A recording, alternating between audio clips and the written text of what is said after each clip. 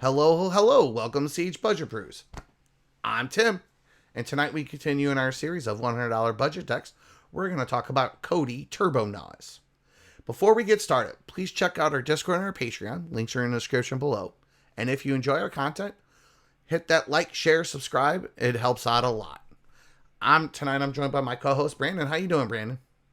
I'm doing great, Tim. How are you? I'm good, dude. I'm good. Good. So, I think we should get started, sir. I agree. All right. So, for those of you who don't know what Cody does, Cody's a 1/4 for 3 that has an activated ability of 4 and tap and makes Wooburg. That's white, blue, black, red, green. And whenever you cast your next spell for the turn, you exile the top of your library until you hit a instant or sorcery with CMC less than the CMC of the spell you cast. All right. So, ostensibly with Cody, with the way I've built it, we have Ad Nauseam in the command zone, ready to roll. Cody is super consistent. The trick is you curve out the 3 mana, you play them, you get the 4 mana, you activate them, and then you cast a 1-drop from your hand. Any 1-drop. And then that 1-drop will cascade into exactly 1 spell in the deck. That 1 spell is Profane Tutor. Okay? So Profane Tutor will allow you to search your library for any card and put it in your hand. Alright? So oftentimes, we tutor for Ad Nauseam. But Cody's ability, if you noticed, makes 1 of each color. Makes 5 colors. So what we can do is we can kind of cheat a little bit. And we can get a card called Bring to Light. So instead of trying to generate black, and 3 colorless, we can just use Cody's ability to go get a free demonic tutor. And then go get a free way to cast Ad Nauseam.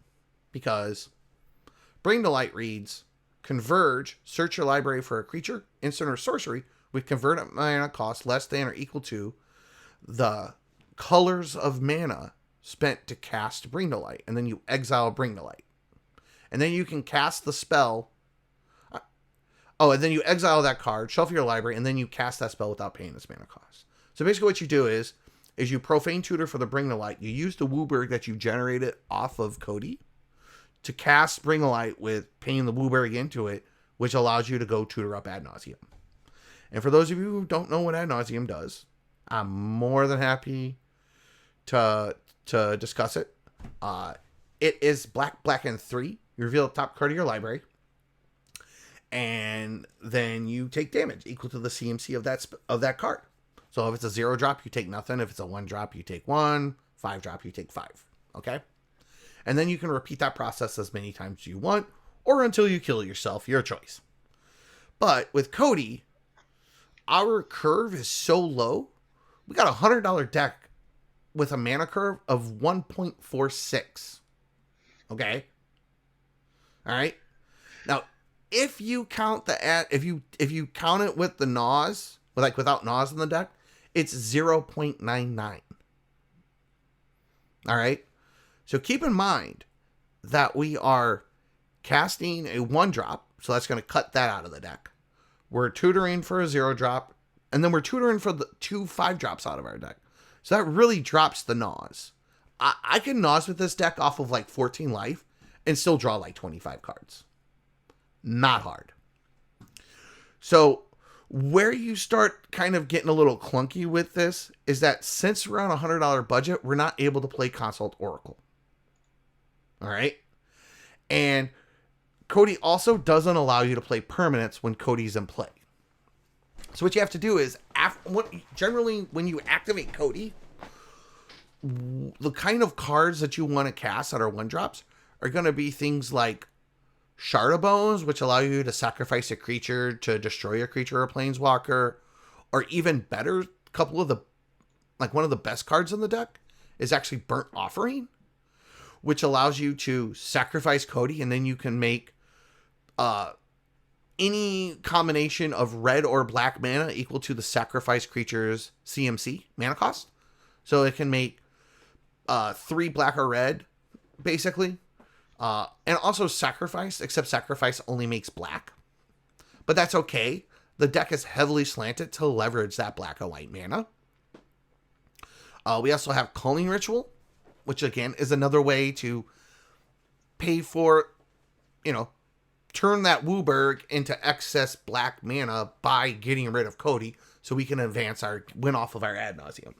Because we need to play permanents to win. There's a lot of ways to remove Cody. Just saying, like those are the probably the best 4 are Calling of the Weak, Burnt Offering, Sacrifice, and then in the Sorceries, Infernal Plunge, because they all net you back the mana that you've spent into them, thus allowing you to pay the Wooburg for Bring to Light. So just kind of keep that in mind. Like those are the big ones you want to have when you're trying to combo off. And then the next thing is that for us to win the game, because this deck will make a lot of red and black mana, we've shifted our win package to Dualcaster Mage and then Twin Flame and Heat Shimmer. So the way this works is you just need a creature in play to be able to target, and then you flash in the Dualcaster Mage in response and copy the Twin Flame, making infinite Dualcaster Mages, and then you swing because it gives them haste. And then you win with combat damage. Then you also have you can do things with Underworld Breach. So we also have Underworld Breach, we have Lotus Petal, and then we have Brain Freeze also.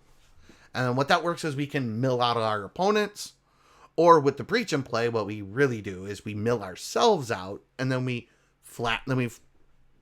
basically escape a creature, and then escape the Twin Flame or Heat Shimmer, and then escape the Dualcaster Mage because it has flash. And then we win like that. So the big thing with Cody is that it's really, really fast. You'll notice that there's a couple of oddball cards in here that probably at first glance don't make sense, like Emerald Charm or Vault Skyward. Basically what those allow you to do is to filter mana and reset Cody. Because you'll make the Wooburg and then you take the blue or the green, pump it into that spell, and it'll untap Cody, leaving you 4 mana. Plus it goes and gets your Profane Tutor, and then you can tap Cody with the 4 mana left over and reset him. So that way you can tutor up your Bring to Light and then cast your Naus. So that is something to kind of keep in mind. That the untappers work just like the sacrifice effects do, where since Cody makes 5 and the untap effects cost 1, it allows you to take the other 4 mana and then pump it back into Cody to reset the Wooburg mana.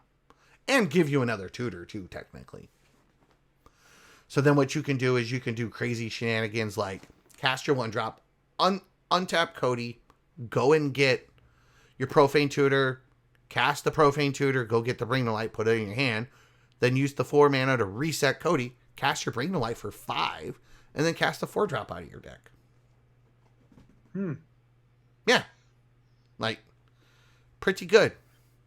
Does things, does stuff.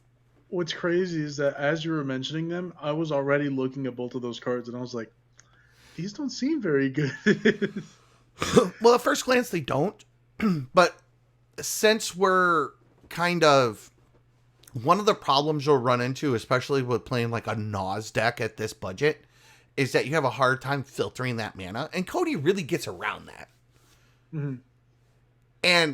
And all of these untappers use the off colors from your deck that are just like a splash for you to do things like reset him to be able to execute your main plan. Mm.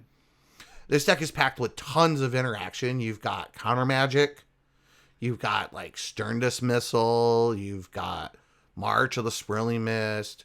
Nature, like a braid, like just all kinds of ways to kind of execute the game plan. There's also some haste enablers like Expedite, just draws you a card and gives Cody haste. You've got Claim the Firstborn also, which allows you to gain control of a creature untap with 3 CMC or less. Untap it, and then it gains haste. So you just target Cody, activate Cody, and then cast another 1-drop out of your hand. So again, you'll notice that this deck is not running a lot permanents. It's mostly spells. I do want to make note that you can go Breach and Infinite Brain Freezes with this deck with Lotus Petal.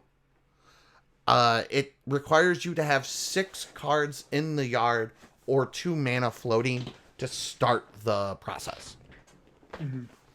So you play Breach, play the Lotus Petal that gives you Storm of 2, and then you use the 2 mana to play the Brain Freeze, giving you milling 9 cards, which allows you to cast Petal twice, cast Brain Freeze, do it again, and then you'll get the rest of your deck from there. And that will actually allow you to mill out your entire table on the last 2 casts. You've got like stuff like Snapback, which is just like pitch a blue card. There are quite a few blue cards in here. This deck is predominantly Grixis, but it's very heavily Rakdos. So the main splash color is blue. Manamorphose kind of helps you fix your colors, like after you've gotten rid of Cody. So like, and it's fast, like this deck, and it's packed with a lot of interaction. It just has a lot of rituals. We are running not a full suite of the depletion lands. We're running the green, the red. We're running all of them but the white. We also have Crystal Vein in here to help us power out Cody. And then Aether Hub's kind of a little sleeper because it gives us 1 activation. It makes an energy and then gives us 1 activation with where we can make 1 color of any mana. But if not, then it just makes colorless, which we can just use to make Wooburg with Cody. Right. So honestly, the worst problem with Cody is that it's such a one-trick pony that unless you're really playing in like a very cutthroat environment, it tends to just be very linear. And thus, like, how do I put it? I find navigating this deck to a win to be very fun and challenging. But I'm always going to be doing the same thing over and over and over and over again. It's navigating through all the interaction of my opponents, or through like getting like clunky hands, clunky ad nauseas, just my sequencing. While the basics are very like low floor, getting like good sequencing to go beyond that is really kind of a challenge. But again, you will play Cody, do the thing, and then you kind of learn how like your windows to execute your game plan. But it does execute it very well. So it can be a little kind of repetitive, I guess. Since the deck is so linear and so consistent, it can be subject to heavy targeting, thus also. But that's because if you don't do that, the deck will punish you, and it's very fast. And it's even fast by like the standards of this budget. I mean, this deck's only $98, and I would have no problem playing it against $500 decks, like really good high power decks, and I can probably get under them most of the time until they like literally start hating me out. Right. It's once you start getting beyond that, like they're just so much faster than you that like you're not able to keep up. Any questions? No, but I did want to mention that it's a good thing you mentioned that's like how linear it is.